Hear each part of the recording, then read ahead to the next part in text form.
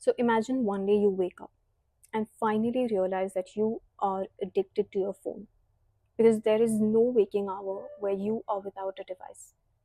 And you decide that you want to end this slavery once and for all.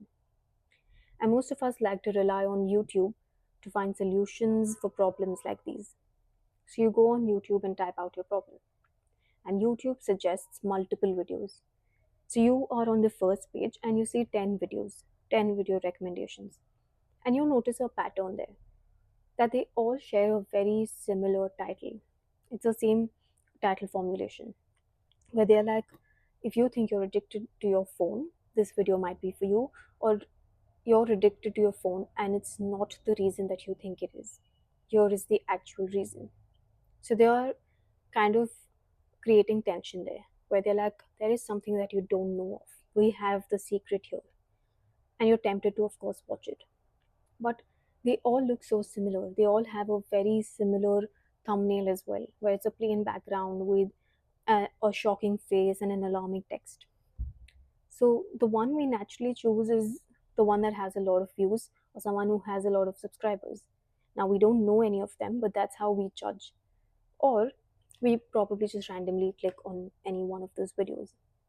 Now what we didn't know is that, or what you didn't know is that one was a random creator, someone who just read an article on this and knew that this was a trending topic, so they made a video on it. It was a highly edited and therefore engaging video. That's why they had millions of views.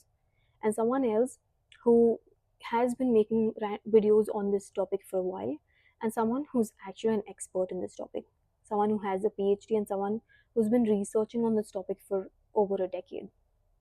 But you didn't know that distinction because they all looked the same. And this happens very commonly because content is treated as commodity. Content is has become commodity because everyone is measuring against the same metric: likes, shares, and subscribers. And so people who have a lot of subscribers and likes, people just tend to copy them, use their thumbnails and titles as template for their own. But the cost of this is that there is no distinction between someone who's an amateur and someone who's an expert. And an easy way to understand this is books. Now, the same topic might have multiple books, like a topic like habits. It can have a lot of books, but none of those authors will use the same cover or the same title.